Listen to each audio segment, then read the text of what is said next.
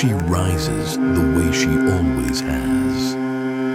Suddenly, brilliantly, with the full force of Ra, pulling himself above the eastern horizon. One moment, the world is dark and cool and still. The next, it belongs to the sun. This is the West Bank, the side of the dead, the Egyptians would say. The great tombs of the pharaohs are carved into the cliffs above. But here, below them, ordinary people live ordinary lives. They wake before dawn. They eat simple food. They work with their hands and their children, as young as 7 or 8 years old, begin learning a trade.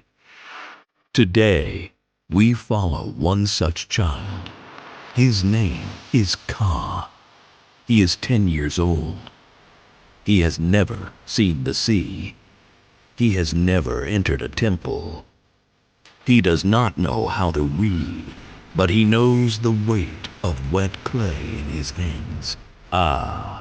And he knows that the master, potter's workshop, must be open before the morning market begins. He knows because the master has told him. And because the master does not repeat himself twice, Ka's home is a single room. It is shared by 6 people: his mother, his father, his 2 younger siblings, his grandmother, and, in the dry season, a goat named after no one in particular. The walls are made of mud brick, dry in the sun. The roof is thatch and palm timber. In summer, it is unbearably hot. In the 2 months of cool season, it is almost pleasant. There is no furniture as we would understand it. No tables, no chairs. Life happens close to the ground. Daddy. His mother has been awake for an hour already. She is grinding emmer wheat into flour, the stones scraping in the dark, rhythmic and low. This sound, this particular sound, is the sound of ancient Egypt waking up. It can be heard in nearly every home along the Nile, every morning, for thousands of years. God does not need to be woken. He wakes the way apprentices learn to wake. Out of necessity, out of the fear of being late, out of a 10-year-old's complex arithmetic of consequences. He does not wash his face. There is no water for that yet. That comes from the canal. And it takes time to fetch. He drinks a small cup of beer that his mother has already poured. It is thin, slightly sour, made from fermented bread. It is not luxury. It is breakfast. It is what he will drink every morning for the rest of his life. His father is already gone, out to the irrigation ditches before first light. Part of a labor gang, maintaining the canals that make this entire civilization possible. Ka will not see him until evening. Seidal. His mother presses something into his hand as he leaves.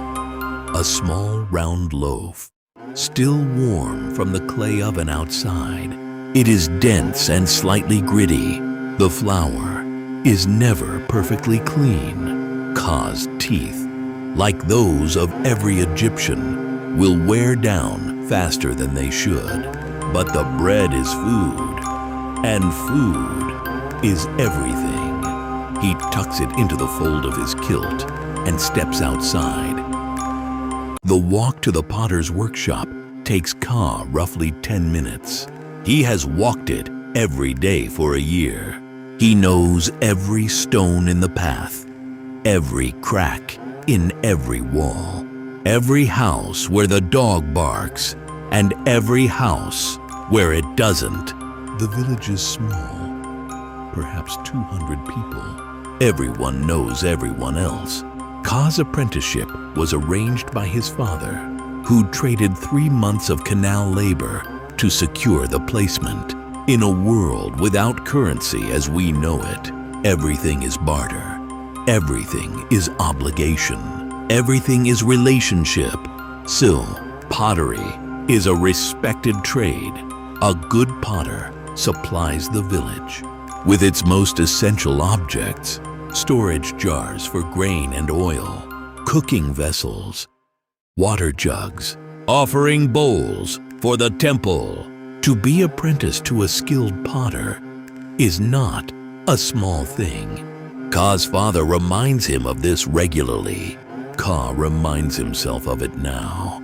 Walking fast through the blue pre-dawn dark, Master Ipuki is already here. He is always already here. Ipuki is perhaps 45 years old, an age that, in this time and place, carries the gravity of the very old. His hands are extraordinary, thick, cracked, permanently stained with the red-brown of Nile clay. He does not greet Ka. He gestures toward a pile of clay near the canal bank, still wrapped in damp linen from the day before. Ka knows what to do. This is called wedging. It is the first thing Ka learned, and the thing he will do more than anything else for the next 2 years of his apprenticeship. Wedging removes air pockets from the clay, tiny voids that, if left inside, will expand in the heat of the kiln and shatter the vessel entirely. A pot with trapped air is a pot that destroys itself. Ka wedges for 30 minutes. His shoulders ache. His knees press into the packed earth. He does not stop.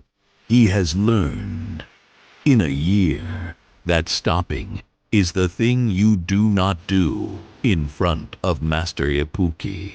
The clay of the Nile is remarkable. It has been deposited over centuries by the annual flood, the inundation that Egyptians call Akhet. And it is rich with minerals, plastic and workable in a way that potters in other lands can only dream of. Egypt's pottery is, in part, a gift of its geography. The river makes everything possible. Ka is not allowed to use the wheel yet. This is the painful center of his apprenticeship. Every day he prepares clay for the wheel, carries water, stokes fires, carries finished pots to dry in the sun. And every day he watches Master Ipuki work the wheel with a fluency that seems almost magical. The clay obeys Ipuki's hands the way water obeys gravity.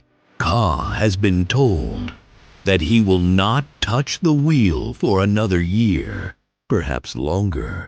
This is not cruelty. This is how knowledge is passed in Egypt, slowly, in stages, from master to apprentice, generation to generation. The way the river passes silt to the fields. You do not rush the inundation. You work with what you're given. But watching is also learning. Ka watches very carefully.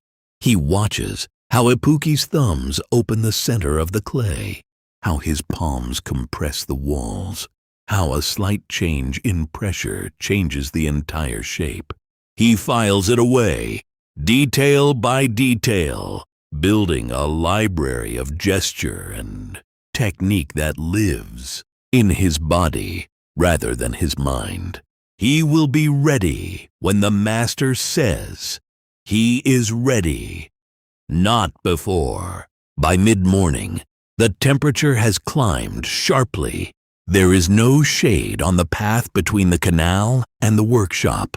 Ka makes the trip 4 times, each time carrying a load that is, by the standards of modern occupational health, completely unsuitable for a 10-year-old. But this is not a time that thinks in those terms. Children work. Children have always worked here. The concept of childhood as a protected period of play and education, a concept we might take for granted, does not exist in this village. On the West Bank in 1279 BCE, Ka is small, but he is not young in the way we use that word. He is a worker, a small worker, a worker who is learning. He sits for a moment on the canal bank, dips his hand in the water, brings it to his face. The Nile is warm this time of year, but still cooler than the air. A ibis stands knee-deep 20 meters away, perfectly still, watching something beneath the surface. Ka watches the ibis. He does not think about the god Thoth, whose symbol the ibis is. He just watches it, the way a tired boy watches a bird. Then he picks up his yoke and goes back. By mid-morning, the temperature has climbed sharply. There is no shade on the path between the canal and the workshop. Ka makes the trip 4 times, each time carrying a load that is, by the standards of modern occupational health, completely unsuitable for a 10-year-old. But this is not a time that thinks in those terms. Children work. Children have always worked here. The concept of childhood as a protected period of play and education, a concept we might take for granted, does not exist in this village on the West Bank in 1279 BCE. Ka is small, but he is not young in the way we use that word. He is a worker, a small worker, a worker who is learning. He sits for a moment on the canal bank, dips his hand in the water, brings it to his face. The Nile is warm this time of year, but still cooler than the air. A ibis stands knee-deep 20 meters away, perfectly still, watching something beneath the surface. Ka watches the ibis. He does not think about the god Thoth, whose symbol the ibis is. He just watches it the way a tired boy watches a bird. Then he picks up his yoke and goes back. In Egypt, the midday hours are not for working. Even the pharaoh, it is said, retreats from the sun at its peak. The heat is simply too great. Dangerous, disorienting, the kind of heat that rises off the sand in visible waves and makes the far bank of the river shimmer like something not quite real. Ka eats his bread slowly. He also has a few dried figs that his mother tucked into his kilt pocket. A small luxury. He eats them one at a time, making them last. He has water from the canal in a small clay cup. He drinks carefully. He is not unhappy. This is important to say. He is tired, and his shoulders ache, and he misses his friends, who are not yet apprenticed, and who spent the morning doing nothing in particular. But he is not unhappy. He is 10, and he is fed, and the work is hard, but comprehensible. Each task has a beginning and an end. Each day has a shape. There is something satisfying in that. Even if he could not articulate it, he sleeps for perhaps 20 minutes against the warm wall of the workshop. It is an unembarrassed, immediate sleep, the sleep of someone who has learned to take rest wherever it appears. The kiln is the heart of the workshop. It is a simple updraft, a roughly cylindrical structure of clay bricks, open at the top, with a fire chamber at the base and a chamber above for the pots. It reaches temperatures that, to the untrained eye, seem almost violent. The clay, glowing, dull orange in the darkness. When the firing is going well, today's firing is a batch of storage jars commissioned by a grain merchant 2 villages over. Large, functional vessels with thick walls and wide mouths. Nothing decorative. The kind of pottery that keeps civilization fed. Ka's job is to feed the fire. He does this for 2 hours, carefully, steadily, not too fast, not too slow. Temperature management in a clay kiln is a skill in itself. And while Ka is not yet fully trusted with it, Ipuki watches from a distance and intervenes rarely. He is testing the boy. He is always, in some quiet way, testing the boy. The smoke rises in a column. Neighbors walk past. A woman stops to ask Ipuki about a cracked water jug she needs replaced. They negotiate in grain a measure of barley for a new medium-sized jug. Ipuki agrees. Ka listens to this exchange carefully, because the economics of the workshop are also something he is expected to learn. Everything here is an education. Nothing is wasted. Not time, not clay, not information. Ipuki does not shout. He does not strike the boy, though striking would not have been considered unusual by the standards of this time. He simply says, in a low voice, "That bowl was worth 2 loaves." He returns to the wheel. This is the education, not the technique. The technique can be taught quickly. The education is this: things have value. Carelessness has cost. The gap between careful and careless is the gap between a craftsman and a fool. Ka will not forget the cracked bowl. He was not meant to. In the late afternoon, when the worst of the heat has passed, the workshop becomes almost pleasant. The wind moves through the open sides of the structure. The fired pots from the morning cool on their racks in rows. The day smells of ash and earth, and the faint green smell of the Nile. Ipuki is decorating an offering bowl. He uses a small stick dipped in red ochre, a mineral pigment found in the cliffs above the village, and draws geometric lines along the rim. His hand is absolutely steady. The lines are thin, precise, and perfect. Ka watches. This is close enough to proximity that it counts. In the economy of the apprenticeship, as a lesson, Ipuki does not explain what he is doing. He does not need to. The boy can see. After a time, Ipuki hands Ka the stick and a small piece of broken pottery, a shard used for practice.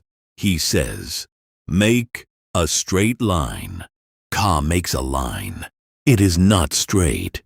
He makes another, slightly better.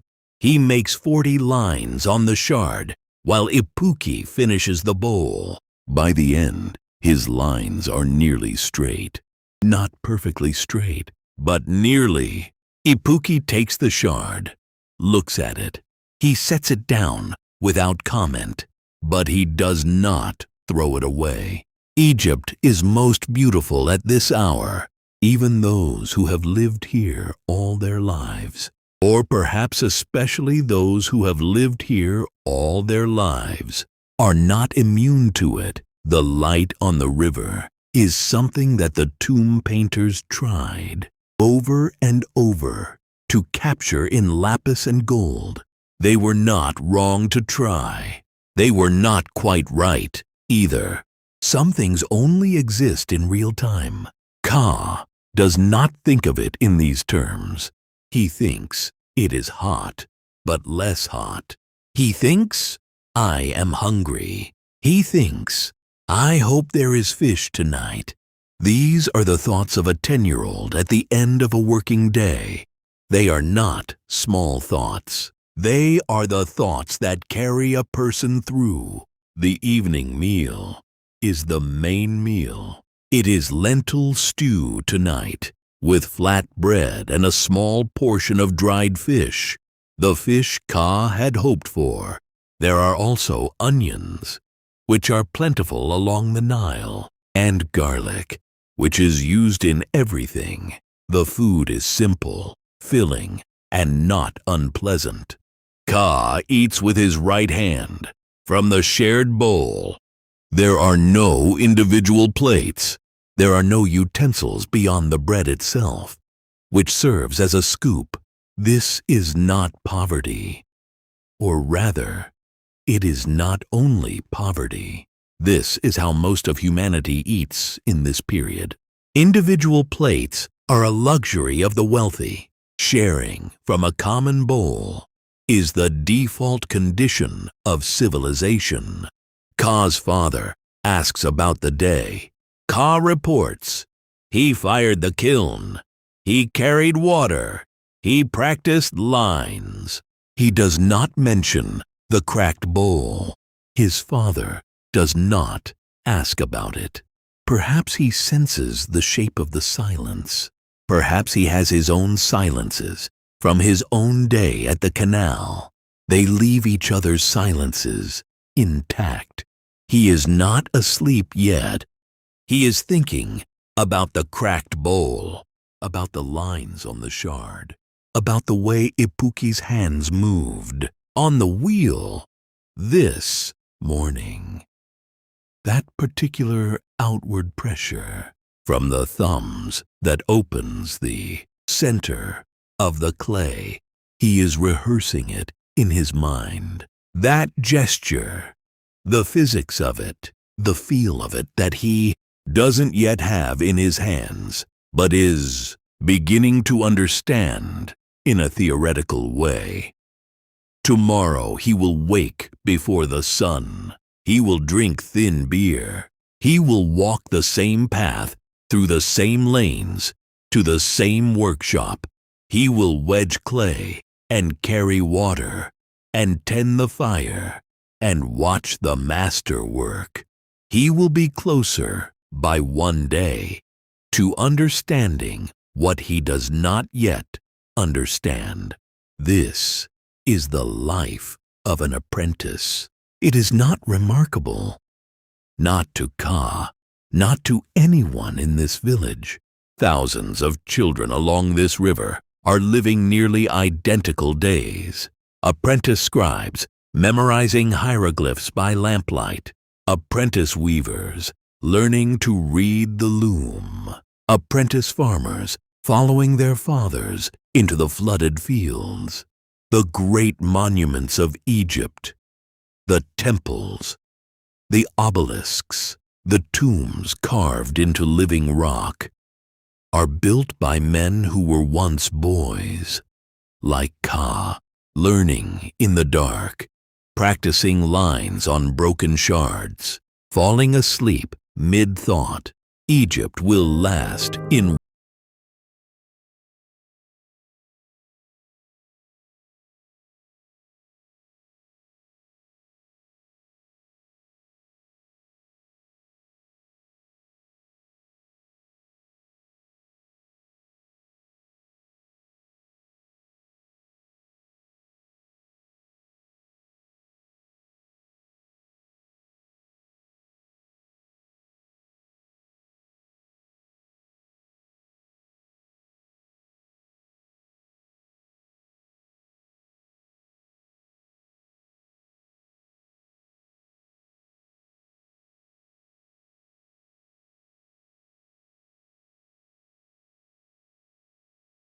deserves.